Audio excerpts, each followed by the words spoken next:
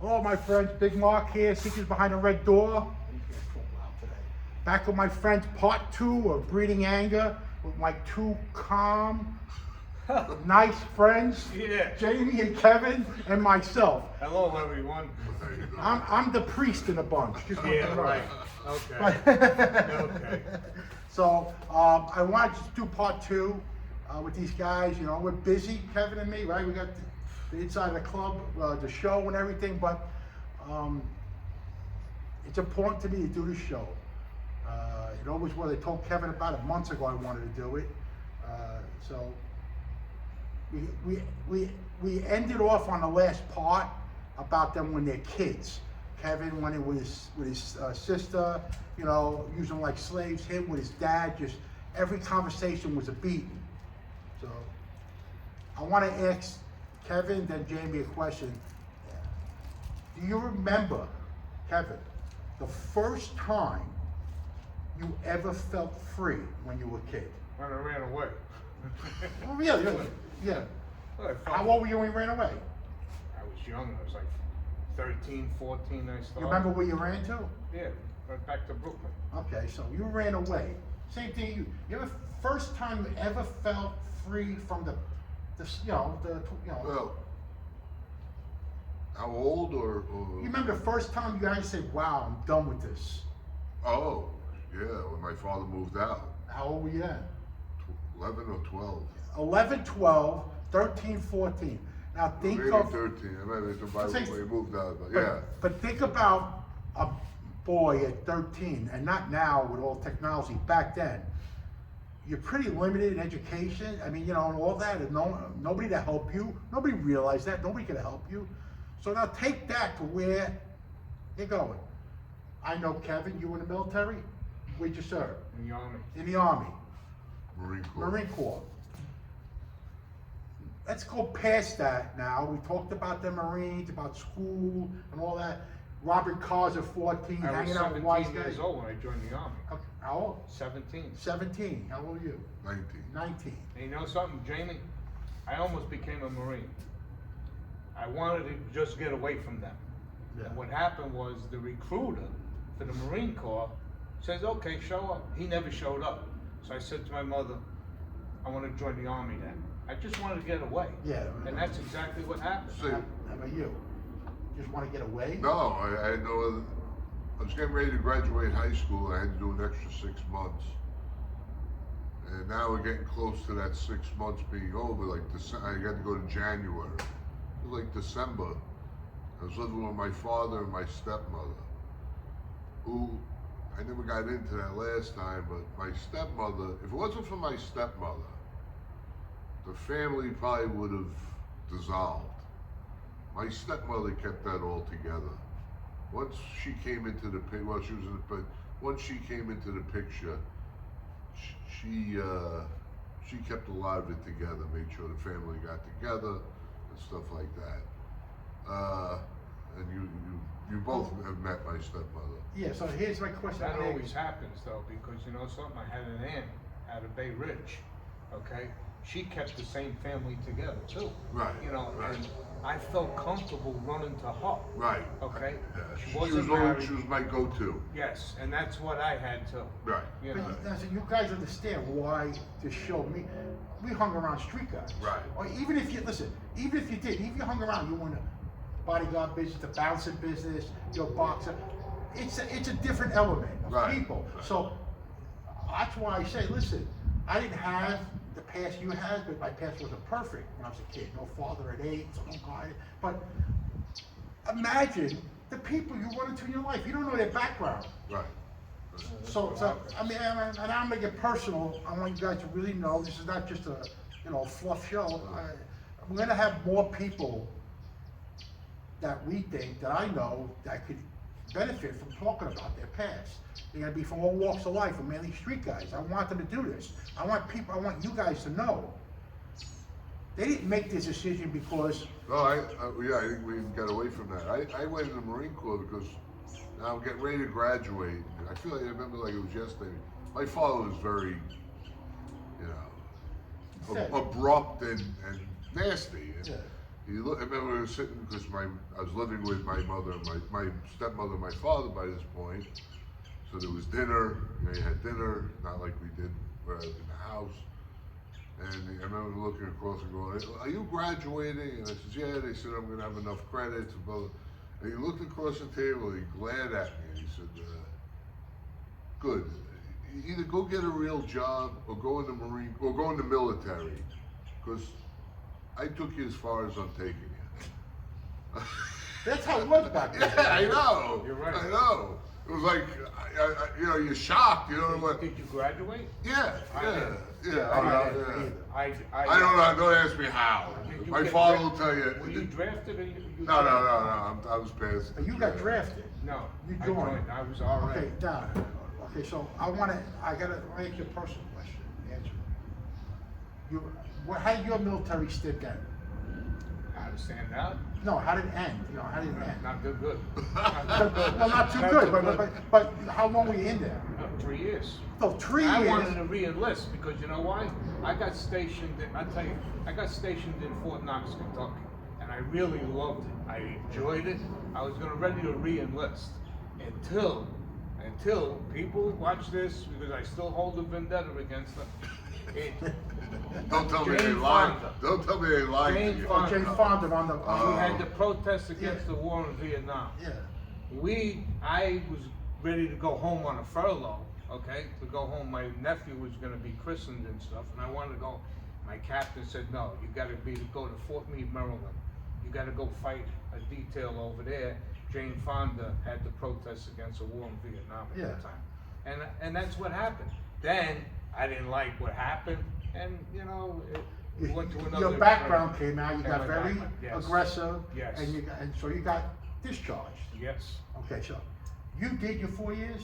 I did 8 total. You did 8 total. Oh yeah, because the contract is 4 years active, and you have a choice. Well, you can go into the reserves at any point through you're 20 or more. I went into what they call the IRR, the inactive ready reserve. So you got to do 4 years, and then they give you your honorable discharge. Sounds like a fucking bomb dropping, right? John ain't here, so take it easy. John ain't here. Don't bother. But so now you did 8 years. Any incidents in 8 years? No. The Marine Corps. I got in trouble everywhere I went in my life, before and after school. Everywhere I fucking went, I got in trouble. But let me point That out. happens. That's why I want to point out, you guys. But what I'm saying is, when I pulled up in front of I've told this story a million times. The bus pulls up in front of the receiving barracks. Now it's a building, right there. And you wait for the drill instructor to come out to get you. 2 1/2. And you can hear a mouse fart on the bus. Everybody's doing the same thing. You're looking down. And when he came through that hatch and down that stairwell and started walking up, I said to myself, "Fuck you. Whatever they say goes." Yeah. I said, I "This did is the not opposite. my world. This is So, not my but here's world." how the extremes And are. I understood. I said, "Fuck." I was nuts, but I wasn't stupid. That's how I looked at it. But see, here is it. You got aggressive when you had an issue. He fell into line. Yeah, And here's you the thing. After 8 years, what do you come out and do for a living? I boxed. Well, I came out after 4 and I turned pro as a fighter. I fought in the amateurs, and then when I came out of the Marine Corps active duty, I turned pro in 1988. In 1990, I'm still in the inactive reserve, the IRR. Next thing I know, Desert Shield. Desert Shield breaks out. I get orders back to active duty. Yeah. So there's an article in Ring Magazine, if you ever want to put it on the podcast, I can give it to you. And basically what it is, it's in Ring Magazine. It says I was 5-1-1 as a pro, and it starts off something like Jamie Drubin pulled from the ranks of boxing back into the ranks of the Marine Corps. In the story. Well, your reserve level goes for a bunch of so years, right? Yeah, it goes for 4 years. Yeah, exactly. 4 years. See, yours, Yeah. ours was 3 years. You So, joined me. so what I'm getting at, so There's you, different times, you remember too. the first time you went, not get arrested, the first time you went to jail? You remember how old you were when you first time went to jail? Yeah, it was 15 years old. But I went to juvenile. No, I'm talking about adult jail. Adult was 18, 19 years Okay, old. so here's what I'm getting at. So you go, you're an orphan, you get abused by, mentally and physically, abused by these people. Now you're a juvenile delinquent. I hate to, use that word. But now you go to the military. I was in a family you do court 3 when I years. was in school. Okay, something happens. It happens to everybody. You decide they bolt you out of the military. Now you think, after all that, you find a direction in life in the military. You went to boot camp, you have a structure, you have a schedule, you have... Well, they try to recycle me in boot camp, but I was so good in physical training and everything, shooting the guns, because I was used to it in New York, shooting guns. Everything they did, they couldn't believe it. Because they try to reach out, because I was on KP all the time, but then, it was just... So what I want to get at now is, now you go to a real jail, prison, not juvenile. I went to stockade first, in the prison, in the army. In the army, the stockade. Yeah. Okay, Which we call the brig. the brig, yeah. So, but after that, you got out, you got released, now you're back in normal population, like they call it, the fucking civilian life. The first time you went to a jail, not a, Oh, regular that? now, It didn't bother me. okay, so it didn't bother you, okay? You start boxing to get the rage out of you. Well, I was already boxing. I turned Yeah, pro. but when you turn pro. Yeah, But yeah. now, let's forget about the boxing. Let's skip that, I'm gonna get back to that. What'd you do for a living after that? For the most part, I worked in the clubs. Okay, so, I tried other things, and what do the clubs afford you? A sense of, well, first of all, the hours. yeah, I'm a night person. okay. You still are. Still I am. Still I am. Yeah, anybody that knows me, the FBI picked me up when they asked me, well, we know you were home when we were knocking on the door. Why didn't you answer the door? I said, if you know everything else about me, why don't you fucking remember? Why don't you know that I sleep all? I get up at 5:30 in the afternoon most of the time. But anyway, the hours. I tried driving auto mechanics. I learned that to get out of high school. I had to go to half a day to academics, half a day to vocationals, poetry. Right. It was that. Listen, that was good. They took all that away. But anyway,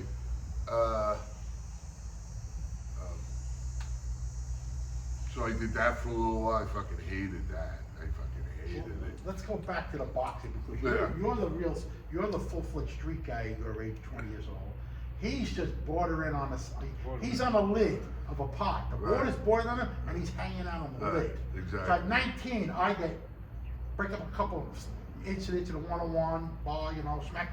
I get, invited over to hang out in the club. So we're already meeting people at 18, 19, 17, 15. But in the club, would you call yourself an aggressive bouncer? Yes. Okay. Extremely. There it is. Extremely. Okay, listen, There it is. you ever work with security? I was actually I have. in all reality, I was not a good bouncer. Yeah, listen, so wait, so you ever worked in security in a club? Yeah. And I come up, me too. I work in certain kind of clubs. And a bouncer's job is to suppress violence. okay. So, but I was good at arbitrating, talking to people. But the first thing I did was crack guys, and that's where you're wrong. But Yes. I learned that from going to clubs.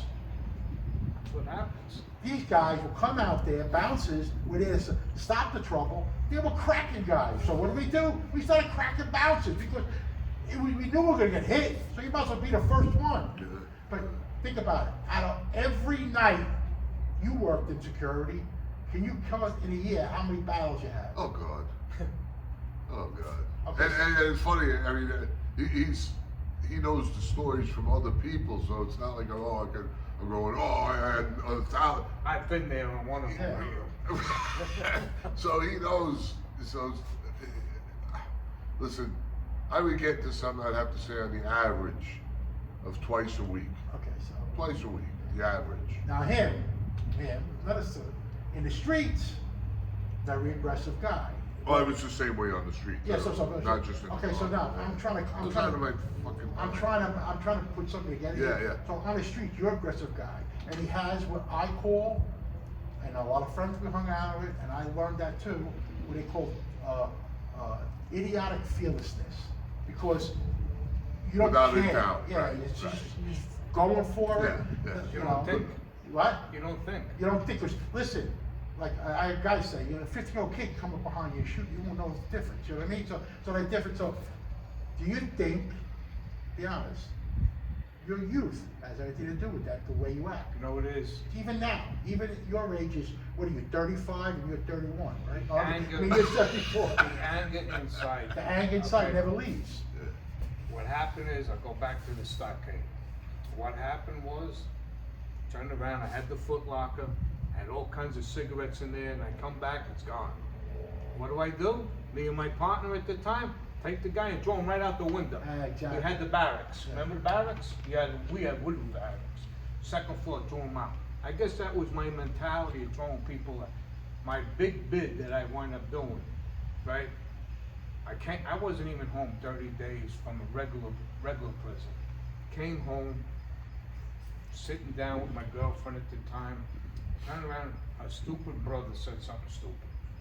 And it was over a TV program, it was a cowboy thing, he turned the switch off. What do you turn the switch off for? He got stupid with me. What I did, threw him right off the balcony.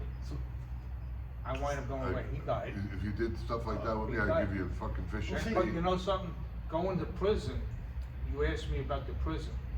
When I wind up going, I had good friends and stuff that I knew from the street, they were already in there, they heard I was there. Well, I don't know what the mess hall's like, because we had our own cooking spots at that time. Yeah. Macaroni was sent, I know, so I yeah. said, wow, look at this, right? So I adjusted to that. And when I adjusted to that, then next minute I know, I'm in the jobbing shop with some nice people, not mention their names and stuff, because some of them are still around. They became my good friends. And you know something? Then we went in the plumbing shop, checked in there, we had everything, we had food, everything, packages. But you know, I got adjusted to that. That's why prison didn't bother me no more. And that's what I'm trying to get at, Kevin, with this show. Prison didn't bother you. You didn't mind. You went to the Marines. Listen, Parasite and all that stuff, wherever you go to, it's not easy. No. You remember Trevor? Mhm. Trevor Yes. from Ozark Park. Guy was a legend, you know. They put his picture on a Parasite Yep. handbook. He was a fucking legend. He did three recon point tours in Vietnam. 3, not 1, 2, 3 on the point, leading the groups into the jungle. You know, he was a 4th degree black belt. You know, and he was the sweetest guy in the world, Trevor. You know, but I can understand where that anger. What I'm trying to get at now is, even after the military, after discipline, 2-3 years discipline you guys didn't get. The childhood still bolted out of you. That's what I'm trying to get with this, guys. It's so severe as a youth. Imagine other people too. There's a lot. The level, it's a lot. So that's why I want to do this show, because how many guys you think, listen, you were around Pat, you were around a lot of guys in the club, you were around a lot of guys, myself. How many guys you think, I mean, Jimmy Burke was an orphan, you know, but how many other guys you think? Oh, a lot of You know, guys. listen, Johnny told me a story, true story. They were on home relief when they were kids. There was 13 of them living in Brownsville. So the father, Papa John, sometimes he was never home for weeks, you know, hard working. Maybe he was out drinking, partying, whatever he's doing. They was on home relief, they were broke. Story, their brother, I don't know if it's John's brother Carmine or Billy, one of them went and joined the Navy. So they come to the stairs, didn't see him for like 2 weeks, he ran away from home. The father, the old man, comes up, now where have you been? Where did you run off to, you dummy? So I went and joined the Navy. You know what the father did? Smack Knocked him out cold, went flying down the stairs. That's your friggin' Navy to you, they said. But that's that's how they dealt with Yes, that. everything was. Well, in Everything- them days, I That's- don't know if it came from their ancestors before. You know, I talked to somebody just yesterday. You know, somebody who was out of Philly, and he said to me, "Listen, that's the way it was years ago." Exactly. You know, I'm a little older than you, and turn around, it's like where there was so much abuse in them days. Yeah, But Abuse. and see, like people talk about, listen, we grew up. A little discipline's good. I believe in it. yeah. Yeah, I You know, agree with that. you know, There was you know, discipline. if I did something wrong, my father got the belt on my ass. My amateur Defense boxing facts. career Yeah. with my father getting me involved with boxing brought discipline So I to understand. whatever I could handle. I understand a I kid. could handle it. Like I told you, my father was 6'5". you know, and turn around, what do you call it, it's big. No, I'm talking about the So discipline let part. me ask you It stupid. wasn't the most disciplined Well, guy there's around. no stupid question. Let me ask a real. I want you to think honestly. So out of all the guys you ran to in the street, your life, which is a lot more than us, right? A lot. How many guys you think were abused as children? Percentage. Just go. Give me a number. Just think. I'd say about 20 to 30%. That's a lot. So if there's 1,000 guys, that's 200 guys. Listen, I don't know if you know, but you ever talk to guys that you box with in the military? Oh, yeah. How many guys were abused by their parents? Not disciplined. No, I know. Not made I know what obedient. you mean. Abuse. I know what you mean. Mental abuse. Listen, physical abuse. Unless it's, listen. Hey, a lot of it was mental abuse because. Sure. So that's why I come to the conclusion that anger is not inherently part of our DNA. It's bred into us. It's pushed into us. So I can imagine. So when you see guys with no direction, friends of ours, Had no direction. we respect them. In the 50s, 60s, they had nothing. Poor, parents, abuse. So they chose the only direction that was available And to to them. survive. So that's why we don't criticize them as people. Okay, we're not justifying the life.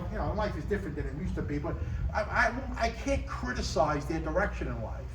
And listen, and 99% of them hurt themselves more than hurt anybody else. You know what I mean? Yeah, right. Think about it. I want to say something today. It's true. In today's life, there's more divorces in families than there was then, back in them days, okay? You got kids running the streets. When I was back up in New York, I had a young kid that is very close to me. I love the English teacher. I spoke to him, and I said to him, listen, you need to go to school, get a good education, do not follow my footsteps. I'm telling you where I made the mistakes. I'm handy with my hands. I should have did this all my life. Oh, But exactly. turn around, it's like, what do you call it? So now, this kid respects me so much. Now this kid got a good job and everything. That's where it's at. But you look at these people, try to work your marriage out, somehow or another, because it hurts the kid. No matter what it is, a breakup of Yeah, a but marriage. some Like, people, look what happened with you. Well, Same some thing. people I was stay actually married kinda too happy with for the it, kid. It's when not they right went too. their own separate ways. Yeah, exactly. I The think. only problem was my mother. If my mother had anything together with herself, So what I'm trying to get at is, I don't like to criticize people. The old saying, don't criticize a man till you walk a mile in his shoes. So already I got guys criticize. I hear Italian guys. They're mobsters. They're up there. That's No, the other- at that time in their life, nobody took them by the hand and said, "Listen, No. come with me. I own a supermarket. Let me teach you the ropes, right? Let me teach you the ropes." Nobody said that. you're working the butcher shop. Yeah, but Get the baloney. but that's the trick. So listen, my father died when I was 8, but I remember only seeing my father one day a week. He worked Monday to Saturday, 12 hours a day. Died on the job working at 53. Sunday dinner, my grandparents, everybody used to come over the house, used to eat. That's the only day I saw my father. So you know what the big deal was? Ask me if my father ever played ball with me. Never. But you know what my father did? Every Sunday he took the 3 little ones, my two sisters, took us to Carvel for an ice cream cone. But that was his show of, I love you. Hey. But when I grew up, now my son coached them, played ball with them, went to games That's with the them. way you're supposed to That's be. the way you're supposed to be. So, when guys want to criticize guys' ways of life, before you do, find out where they came from and understand, listen, that life in the streets pretty much only hurt themselves more than anybody. So that's why I did Breeding Anger. I'm gonna have more people on here. We're gonna have a round table one day, 6, 7 guys. I want you to really see this. It's a real maniac. I don't Oh, know. yeah. I don't know if I ever told you this, but I want to say maybe I was 60 years old, and a friend of mine said to me, "Listen, why don't you try to find me?" I tried so much looking for my real parents. Okay? Do you know? When I was 60 years old, I finally found my real sister. After 60 years old, I'm older than her, And she had papers that I had from the adoption of my father. My real father was really looking for me, okay? He wanted me as a son so bad. So now, when I met her, name is Beverly. And when I met Beverly, she told me a lot of things, right? That her mother wasn't my mother, okay? Same father, different mother. Yes. Turned around, my father was in the Navy, and that's the pictures I have when I was a little baby in a baby carriage before they gave me up, okay? They were all happy. My father turned around, he was a, what they call him, from the Bugle and Drum Corps. He was a Hall of Fame out of Jersey. Yeah. I said, wow, look at this. He died when he was 42 years old. Guess where my mother was from Brooklyn. Where was he from? Where? South Ozone Park. It's a nice small world, right? I might have passed him when I was doing my 100 times. crazy world. Yeah, 100 times. You know, turn around. But it's so nice to see my real sister, inheritance and stuff from cousins now that I didn't know. And a lot of people, I was worried about my health. Like, you know, you don't have no documents of your health. My kids didn't have nothing. You know, when I go to doctors, well, what about your father? Now I know that my father died of a heart attack. So that was in your head, my- but it satisfied you. Yes. So listen, think about it. If you were 25 or 28 and in and out of prison and jail, you would have probably attacked them for not being around for you. Without a doubt. Now you're an older gentleman, you're more calm and you understand this. You learn about the Probably was. situation. That came out too. Yeah, And, but you know, you think- we can't tell you. You're gonna go after them. Yeah, you know, I so had the that- same thing with my mother. I couldn't. You have siblings? I have a sister, yeah. And you're close with her? Not I see. really. That's what I'm saying. I You work know what it is? It's just two different lives. I don't understand her lifestyles. lifestyle. She don't understand mine. And not that it's either one of our business. So here's the, but- I want to do the last minute. I want to ask you guys a personal question because I know him more time. I know he is, but right now, are you satisfied that you try to do the best you could? Yes. How about you? Yeah. That's what I say. You know, if you don't try, it means you didn't. You know, if you don't try and fail, that means you never tried at all. There's some people who don't try. You know, and listen. I want this group to get bigger because I want you to see where all this comes from. It comes from our childhood. Absolutely. And I don't care what you say. If you guys out there, parents have kids, take care of them. Don't rely on teachers. Talk to them. Yeah, don't rely on teachers or any outsider to raise your child. You raise your child.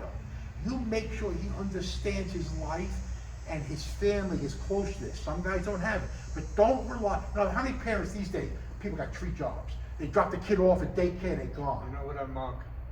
One word that I'm gonna use: communication. It's always You need that. to communicate with the But kids. they don't have I that, used to man. get in that car, never talk to me, and I'm telling you, long trips, never talk to me. Just abuse. Shut up. Be quiet. Yeah. Get the heck out But of back then, Kevin, they didn't talk to us back then. No, not Our really. generation talked to our kids. Yeah. So now you got the social media. It went too far, though. Yeah, what? It went too They far. went too, but think of people who just skirted the issue. How many kids you know? Now it's to the point where the kids are running the, Yeah, it's Yeah, Well, they- my thing is, it's hard to raise parents, huh? That's my Yeah. thing. It's So hard to guys, raise I parents. wanted to give you a little more insight with these guys. We'll be back. We'll do another show. I want to break it up. This is part 2 of the Breeding Anger. I'm going to come back with another person. We're going to add another person to this group. Anybody wants to learn stories from these guys, including my stories, not with John, because everything has a matter in your life. My stories as a teenager, and growing up in high school, and the shit I got into too. You know what I mean? Listen, you know, but the idea is I want you to learn this. I just think it means a lot to me. That's why I asked these 2 freaking lunatics like myself to do this, because they know it meant something to me. Because I don't judge a person by his past. I judge a person by their character, who they are, when I see them. So stop judging people for what you hear or what somebody writes about them. Judge a person how they are with you, their character with you. That's all you have to worry about. Don't let the outside forces ruin your friendships or your family. Keep it tight. Thank you, my friends. We'll be back. Thank you. Of course, a pleasure. Of course, Jamie, next time, you know, come back, just, you know, lighting up on the smokes. No, but we'll be back soon. I want to thank you guys. God bless. Stay safe. Holiday season coming up. You know, everybody, whatever. Enjoy your holiday. Don't eat too much because you start getting bellies like me. See, now you start like that, then you get like No, this. I lost. Wait. No. You start dinner, you start a little chunkier, and then you get like me, suicide. You gotta get back in the bag then. What? Hit the bag. Well, I did yesterday. I walked 3.5 miles. I felt great. If I don't walk, Kevin, in the morning, I feel like shit the whole day. But so guys, we'll be back God bless. soon on this episode, part 2. Hope you enjoyed. Take care. Stay well.